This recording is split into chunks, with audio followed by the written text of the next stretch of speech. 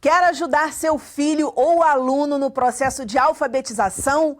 Hoje nós vamos conhecer 3 métodos que facilitam a aprendizagem, inclusive de crianças com deficiência.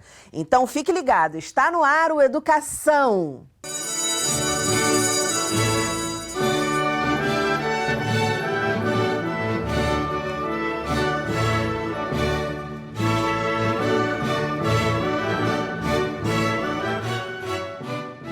Meus convidados são a professora da Rede Municipal de Duque de Caxias, Dalva Clô, a doutora em Ciências Médicas, fonoaudióloga, psicopedagoga Renata Giardini e o pedagogo, microempreendedor educacional José Luiz Dupré.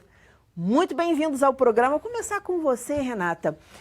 Pelo nome do método, método das boquinhas, como é que é esse método, assim, falando no geral, para a gente começar? Veja, é boca mesmo, tá? Então, é boquinha de boquinha. As crianças que deram esse apelido infantil, mas é boca. Então, eu faço a articulação da letra, tá? Então, vou fazer aqui, vamos ver se você já entendeu o meu método. Que letra eu estou fazendo? A. Isso. Vou fazer mais uma, ó. Ó. Isso, é isso mesmo. Então, a boca traduz a letra e o som, né? Porque quando você olha a minha boca, você faz o som. Né?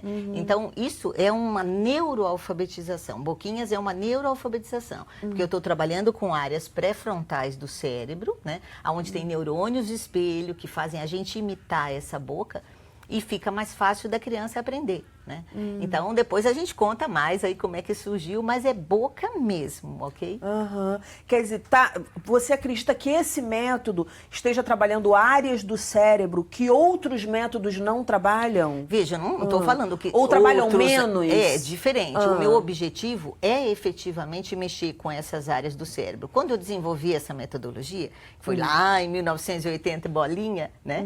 Eu nem sabia disso. Né? Eu sou fonoaudióloga, então sempre trabalhei com boca, com fala, com articulação. Né? Eu tive filhos que apresentaram um desenvolvimento com problemas e aí eu achei um jeito, né, de fazer esses meus filhos avançarem no processo de leitura e escrita. E eu percebi que essa boca é que dá entrada à aprendizagem. O bebê chora pela boca quando ele nasce, ele respira, ele se alimenta. Então, por que não fazer um link com essa tradução do som que a letra faz, né, porque o som é por uma boca que pronuncia. Então, esse link foi que me fez desenvolver o método das boquinhas.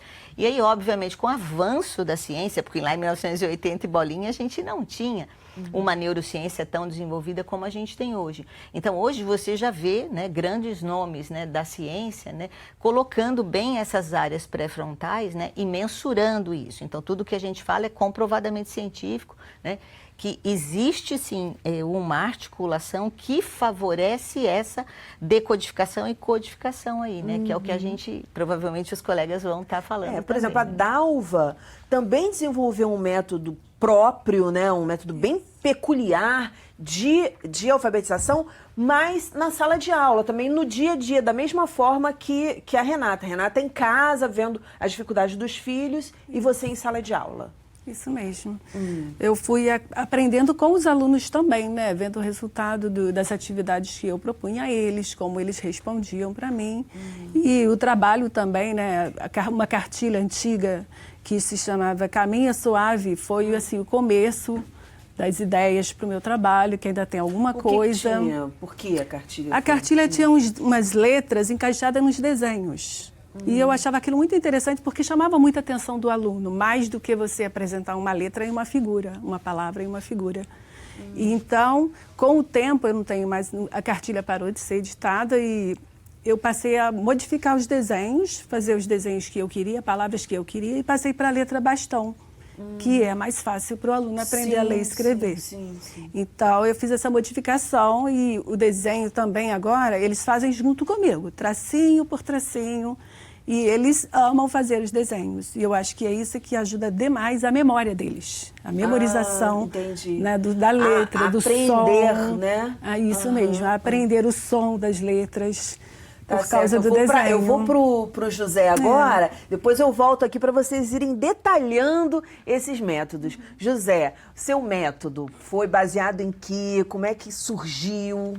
Eu sou coautor do método. Né? A autora do método é a professora Léa Dupré. Ela começou a desenvolver o método mais ou menos em 1966. Ela em sala de aula já desenvolvendo a metodologia para alfabetizar crianças que tinham muita dificuldade no município. Minha mãe, que é autora. Eu sou coautor do método, eu venho colaborando com o método desde 1981. Certo. Iniciei e em que trabalho com consiste assim, o método, falando no geral? É um processo de alfabetização silábico. Trabalha diretamente a sílaba. Ele inicia na sílaba, a apresentação na sílaba. É a primeira etapa dele. O processo de alfabetização é baseado no processo de silabação, o nosso método. Porque nós entendemos que é o mais adequado à língua portuguesa. Porque é uma língua totalmente silábica, né? A criança ela já chega na escola silabando, pronunciando sílabas. Então nós não quebramos essa unidade principal.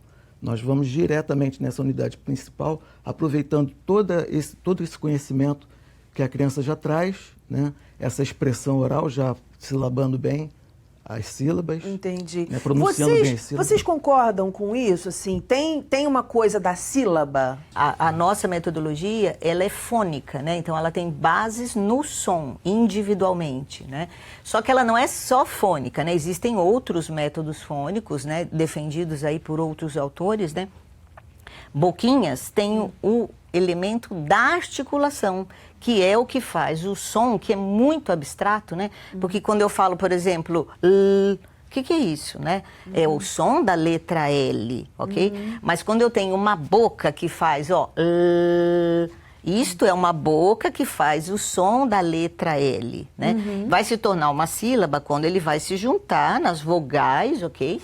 E vai fazer todo um trabalho silábico. É claro que eu vou chegar na sílaba, não tem como, né? Não existe não chegar, né?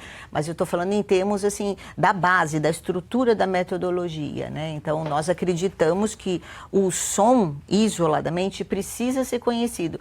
Porque, por exemplo, né, a criança decora sílabas, decora papo, é pipapu, lalelilolu, tatetitotu, né? Ela escreve pato, por exemplo, né? Mas aí eu dito para essa criança, pasto, né? E essa criança tem dificuldade de entender esse S sozinho, né? Normalmente ela bota esse S no fim da palavra, o educador, se está nos ouvindo, sabe isso. Essa criança vai escrever patos, e ainda depois desse S ainda bota uma vogal, né? Que a gente trabalha com vogais, né? Nas sílabas, vogais, sílaba canônica, né? Uma consoante e uma vogal. E o pasto vira patosa, por exemplo, né? Então, é trabalhando com o som isoladamente que a gente desenvolve esta consciência fonológica, né? Então, a base da nossa metodologia é a consciência fonológica e a consciência articulatória, né? Que é a boca que pronuncia o som, ok? Tem alguma ou algumas letras que são mais difíceis ou quase impossíveis e você conseguiu encontrar um caminho aí? Sim. Veja, o nosso idioma, né? O português, tá? Ele é uma metodologia muito mais fácil de se aprender a ler do que a escrever. Porque o nosso idioma, ele não chega a ser transparente, ele é um pouco opaco, né? Mas não tão como o inglês e outras línguas, né? Mas nós temos, por exemplo, letras, né? Várias letras, por exemplo, para fazer o som do S, né? Então, o som da letra S pode ser escrito inicial com S, tem a ceci, quando tem a vogal EI, tem dois S's, tem cedilha, né? Então, assim, só para dar esse exemplo, né? O som da letra S para boquinhas é S, tá? Então, isso chama muita atenção da criança, isso é concreto. A criança, ela fica doida com isso, sentir esse ventinho, né? Então, a criança percebendo isso, então eu digo para ela, vou voltar ao exemplo do pasto, né? Eu digo para ela, ó, pasto. Vê se tem o ventinho. Então, ela faz pasto. Tem o ventinho. Aonde está esse ventinho? Pasto. Ah, está no meio da palavra. Então, essa concretude da articulação favorece com que ela perceba, né, aonde ela vai pôr aquela letra, né? Então, legal, é isso legal, que a gente defende.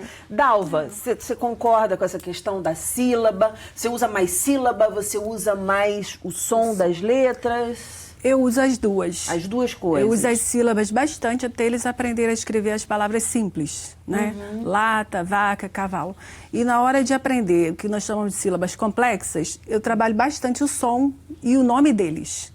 Então, o Arthur, fundamental. né? Eles vão aprender com o Arthur o som do R, que não tem vogal.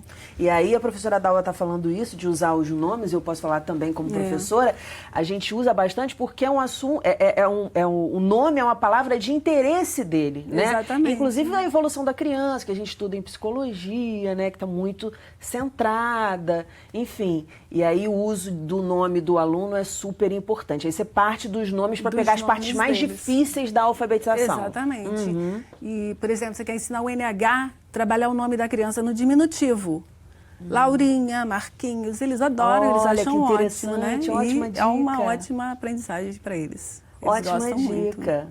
Legal. Agora eu quero que você mostre, Dalva, mostra um pouquinho quais os exercícios, começa a mostrar os exercícios que você passa lá para as crianças. Esse aqui são as letras encaixadas em desenhos. Eles fazem junto comigo, tracinho por tracinho.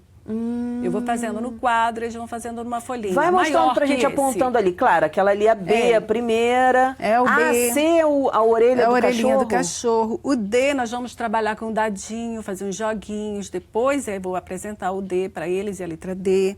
O F, que vira uma faquinha, né? O G, que é a carinha do gato. Bota só um pouquinho mais reto para o cinegrafista conseguir filmar Tá. lá direitinho. Eu tenho aqui um pouquinho maior, uma feita pelo aluno e uma por mim, Bota em pezinho. Assim. Isso. né? Interessante. Quer dizer, você associa o nome do desenho, quer dizer, Aqui, o macaco, começa com cachorrinho. M, você está trabalhando o M, não é isso? Não, na verdade não. Eu vou apresentar o desenho, eu li o patinho feio, então eu vou apresentar o P para eles. A gente faz o desenho e eu coloco o nome do pato. Depois que eu fizer com todas as letras, com o nome da figura. Então, nós vamos voltar ao pato ou cachorro e vamos separar o K, somente o K. Vamos, sei lá, cachorro. Eu apago o ro no quadro. E vamos ler, cachorro, eu apago o show. Vão sobrar só as primeiras sílabas de todos os desenhos. Depois que eu tenho a primeira sílaba, nós vamos, junto a eles, no quadro, tipo um alfabeto móvel, eu Então, vou colocar... você conta uma história ou joga algum tipo de joguinho, né? Faz uma partida ali, depois faz o desenho. Depois eu faço o vinculado, desenho. quer dizer, tudo, né? Uma coisa puxando a outra, tudo Exatamente. alinhavadinho. Depois que eles já conhecem o pá de todos os desenhos, eles sabem, eles identificam facilmente porque eles têm memorizado. Então, nós vamos trabalhar aqui. Mas não vai ser uma família silábica. Eu vou colocar o pá. E se eu colocar o ó? Isso eu faço no quadro com eles. Eu trouxe aqui só para mostrar. E eu vou apagando essa letra, escrevo, apago uma vogal e outra. E a partir disso aqui, vários alunos já começam a ler. Em algum momento eu nem vejo, nem sei quando. Vários O que alunos você acha que é começam a ler. decisivo no teu método? Eu acho que são as figuras. E depois, no primeiro momento de leitura, eu tenho essas fichas, que eu mostro esse lado só para o aluno. Ele vai ler, talvez tucano, vai virar e vai encontrar a figura. Depois de umas 4 fichas dessa, ele começa a procurar lá na mente dele, né? O que é que pode ser boló? Alguma palavra é, alguma coisa é. Então, a leitura começa a ter mais significado também, não é? Com certeza. Você falou no início de uma diferença entre a figura e o desenho. Me parece, pelo que você disse, que o desenho surte mais efeito. Sim, mais efeito. Por quê? Como? Porque ele faz junto comigo. E o S, para ele, quando ele olhar o S, ele vai lembrar do sapo que ele desenhou em cima do S. Não, eu não mostrei da uma figura, experiência da experiência com dele. Exatamente. É. Quer dizer, você Ele experimentar no processo de ensino-aprendizagem Isso do que mesmo. você só ficar ali recebendo. Muito Exatamente. interessante. José, conta um pouquinho, mostra pra gente o material, como é que vocês fazem? A sílaba, a vogal e as sílabas são apoiadas nos desenhos também. Né? As letrinhas estão inseridas, mas nós não falamos o nome da letra. Nós vamos diretamente ao som da sílaba. Então, eu apresento o desenho para poder criar a identificação com a sílaba. É sempre o primeiro pedacinho do nome do desenho. Certo. O que Depois tem mais? você vai utilizar esses pedacinhos, esses desenhos, para formar as palavras, desenvolvendo o que nós chamamos de autoditado silábico. Legal. Por que autoditado? Porque ele utiliza esse artifício aqui, que é o simbolismo. O simbolismo é a expressão por símbolos. Sim. Quais são? Daqui não consigo ver. Pode falar. Batata. Por exemplo, né, a palavra aqui, nata. Então você tem um pedacinho do navio. Navio, né, o primeiro pedacinho e o tá de tatu. da palavra navio, e o primeiro pedacinho da palavra tatu. Tá. Aí forma nata.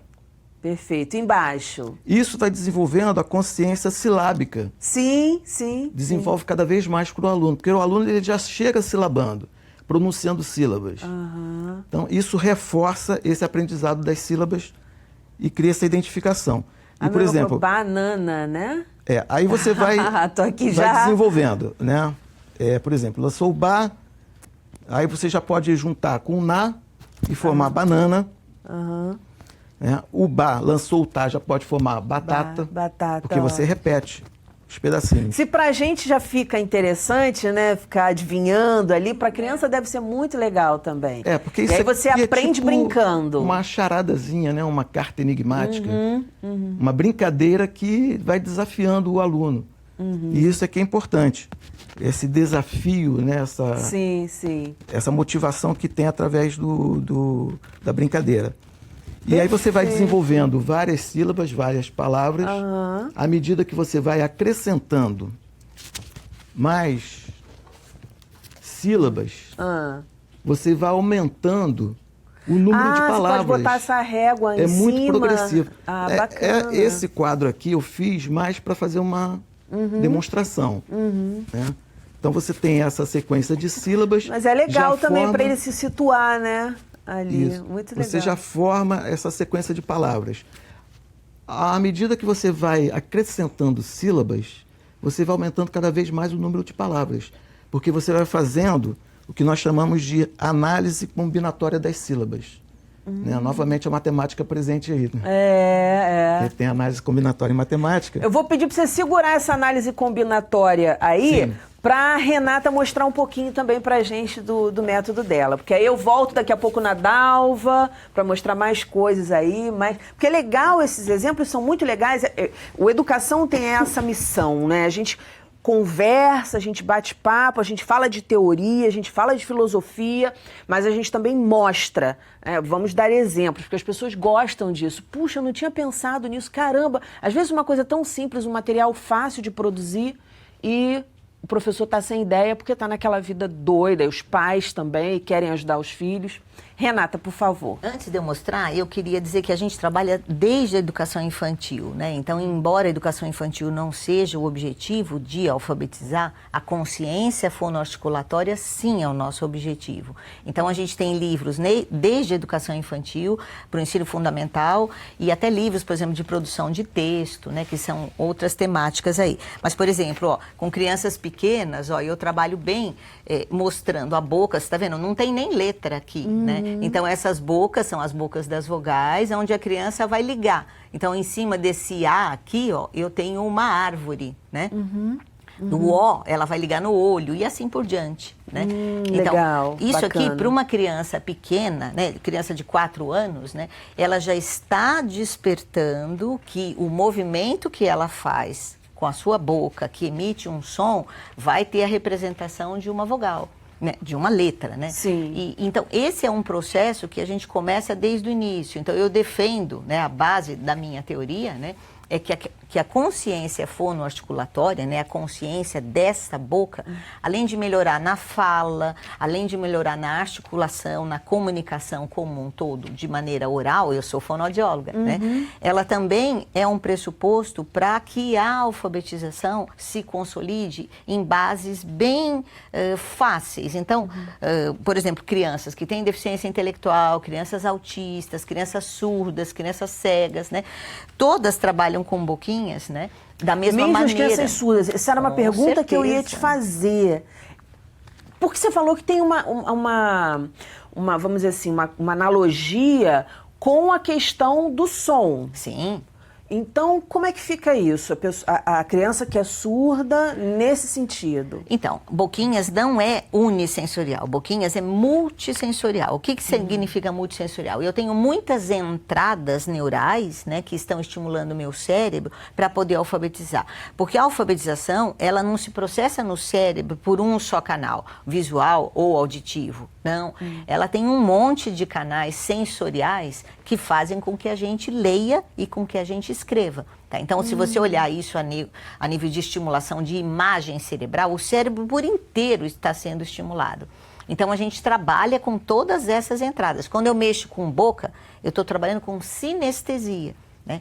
E para Boquinha, sinestesia com S, de sentir, porque a criança se torna coautora do processo.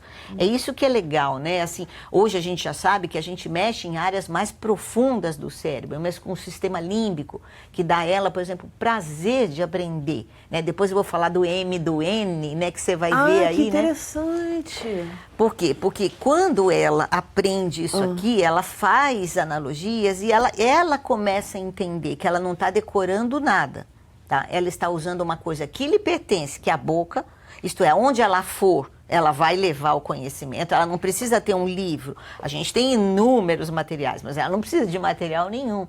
Ela tem o que em si faz essa conversão. Né? Então ela chega em casa, ela conta para o pai, ela conta para o irmãozinho, né? Então Boquinhas anda, né? É muito engraçado isso. Dalva, eu sei que lá na escola onde você trabalha, mesmo quando se tem um aluno de outra turma que tem alguma dificuldade, ou um aluno com deficiência, eu sei que todos os alunos com algum tipo de dificuldade vão parar na sua sala. Quer dizer, o seu método também funciona para crianças que apresentem deficiência, que tenham deficiência. Sim, quase todas as turmas das escolas, eu imagino quase todas as escolas públicas, têm alunos inclusos. E para eles também facilita bastante.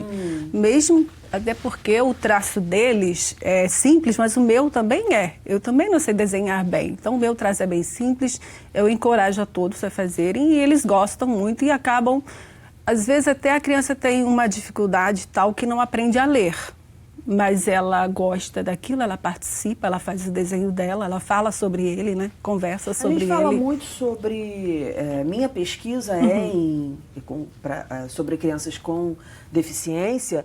E eu queria ouvir de você, porque assim, sabe, né, a carga do professor em sala de aula, tanta gente, vem gente de outras turmas, vem aluno com deficiência. Como é que você consegue dar conta? Como é que o teu método e você, né, conseguem dar conta dessas crianças num processo que é tão delicado? Porque o processo de alfabetização é aquele clique inicial, né, da criança na escola. Olha, na verdade, eu trato um aluno especial como um normal. Dou a ele as mesmas atividades, eu sei que vou ter respostas diferentes, mas ele faz as mesmas atividades, no geral. Né? Então, o aluno que demonstra uma capacidade, ele vai conseguir, né? Vencendo algumas etapas. É o que a gente pode fazer por eles. Porque o seu método, né? ele acaba sendo mais leve, pelo que eu entendi, e mais personalizado também. Exatamente. Ele é um pouco mais livre, leve e personalizado, foi o que eu entendi. E aí dá uma mobilidade na sala maior, né, das crianças interagirem, não é aquela coisa que se exige, e aí você coloca a criança com deficiência no canto, desenhando e dizendo que ela está incluída. Que ela não tá incluída. E eles mostram os desenhos uns para os outros, porque o patinho ficou gordinho, o outro ficou muito magrinho, mas eles aceitam muito bem. E, inclusive, esses desenhos surgiram de um aluno meu. Eu tinha os desenhos, tinha cartilha, tinha o cartazinho, e eu comecei a fazer os desenhos no quadro quando eu não tinha mais a cartilha. E eles começaram a fazer, no horário livre, os desenhos. Eu falei assim, olha, eu posso aproveitar isso, né? Então, eu comecei a pedir que eles fizessem os desenhos junto comigo. E daí, foi maravilhoso, achei muito bom. Mostra outro. Eu tenho aqui um Szinho, né? Esse eu fiz. Eles adoram esse oi, né, do sapo. Eles gostam muito de personificar. Esse aqui desenhou a faca e falou que era para cortar uma pizza. Bacana, né? Já fez o trabalho já. E tem desenho, por exemplo, a letra R. E criatividade, né? Muita. Porque eu fico olhando, gente, fico procurando a letra mesmo. Homem. O homem. A letra R, eu não consegui encaixar o desenho na letra. Então, ela tem uma historinha. E que eles participam da historinha. que o Ratinho foi para a escola e não conseguia fazer a letra dele de jeito nenhum, fazia muito torta, eu faço no quadro. Ele começou a ficar muito triste e eles ficam muito preocupados, dão sugestões, né? Que o Ratinho então levou para casa o trabalho com R e conseguiu. Quer dizer, é uma contadora de histórias. E tem umas historinhas também. Maravilha. Luiz. Sim. José Luiz. Isso. Então, dando continuidade aqui, né? É o exercício de análise combinatória. Quando você acrescenta mais uma sílaba às que já foram dadas, né? No caso aqui, eu até destaquei aqui a sílaba K. Você começa a fazer a combinação com as anteriores. Criatividade também. Então vai e aumentando, manejo, né? Quer dizer, um domínio das sílabas que ele tem que ter. Perfeito. E isso aumenta progressivamente, né? Vai aumentando com muita rapidez o número de palavras, o aprendizado. Chega a um ponto até que o aluno fica autônomo. Cria uma autonomia muito grande no aluno. Gente, e ele eu fico começa a desenvolver palavras sozinho. Eu só vou te mesmo. fazer uma pergunta aqui para passar para Renata, que meu tempo acabou. E aí, essa análise combinatória, você sempre usa a mesma vogal, pelo que eu estou vendo ali. Aí usa o A primeiro, depois usa as sílabas todas com U, com E, com I, e assim sucessivamente. Sim, você sempre vai trabalhando trabalhando um grupo ali. Essa dinâmica, o aluno já vai compreendendo desde o início da alfabetização. Perfeito. Desde os primeiros exercícios. Então, à medida que você vai avançando e ensinando as sílabas mais complexas, ele vai também combinando com essas sílabas. Renata, vamos lá, finalzinho. Vamos lá. A gente tem muitos livros, Você falou do né? M, do N, né? Então, eu fiquei curiosa. Só concluindo, a gente Tá. tem muitos livros, esse é o kit, né, de alfabetização, né, você tem 6 volumes aí, né, desse kit, ele vai sendo trabalhado primeiro as vogais, né, e a gente não obedece a sequência alfabética, né, então a gente escolhe, né, iniciar as consoantes pela letra L, exatamente por ela ter uma visibilidade mais fácil, né, e aí a gente tem muitos jogos, muita coisa, né, então, por exemplo, esse aqui é um joguinho, ó, a L, né, a letra L, veja se consegue pegar, né. Então, tá vendo? Ó, ele vê a L. Esse aqui é como se fosse aquele joguinho, né, que você tem o Uno, né? Então, você tem uma carta e uma cor, né? Então, a criança tem que falar uma palavra iniciada com Larissa, Luiz, né? Lata e assim por diante, né? O que eu ia falar do MN, né? Então, só um exemplo, né? Talvez fique mais fácil eu fazer com a minha boca, né? A distinção entre esse MN, porque as duas são nasais, é difícil eu perceber, né? Mas a boca é completamente diferente, Sim, né? Então, eu faço para boquinhas, esses 3 dedos, né? Vão mostrar para mim o selamento labial. Macaco, Mariana, fecha os lábios, né? Então, esse terceiro dedo mostra esse selamento. Ao passo que se eu faço navio, esse N não tem o selamento, né? Os lábios estão abertos, né? Entendi. Isso facilita muito essa compreensão. Só né? pra gente finalizar, Renata, porque essa dúvida tá aqui me martelando, por exemplo, LH... Quando for fazer esses sons, assim, como que vocês trabalham? Então, para boquinhas, LH é um dígrafo, não para boquinhas, né? Para a língua portuguesa. Sim. Mas o LH, o NH, então ele faz parte de uma nova boca, tá? Então, a boca do LH, né, são 2 letras que vão fazer um único som e tem uma única boca. L, ok? Nha. Tá, então essa boca, por exemplo, ajuda, né? Esse nariz franzido aqui, vai favorecer, né? A que ele associe que tem o N nasal aí. Perfeito. Gente, muitíssimo obrigada. Parabéns pelos métodos que vocês desenvolveram. Acho que o interessante é a gente chegar lá. Chegar no aluno e travar essa via de mão dupla sempre. Parabéns, sucesso. Voltem sempre para contar mais histórias para a gente, ensinar para a gente. Obrigada. O nosso programa termina por aqui, mas na segunda-feira que vem tem muito mais às 9 horas da noite. Educação, se você não se envolver, não rola. Dias felizes, paz e até lá.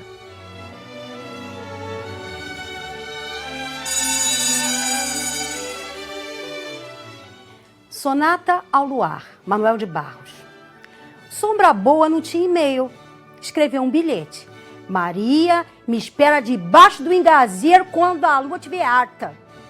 Amarrou o bilhete no pescoço do cachorro e atiçou. Vai, Ramela, passa! ramela, atravessou a cozinha num átimo. Maria leu e sorriu.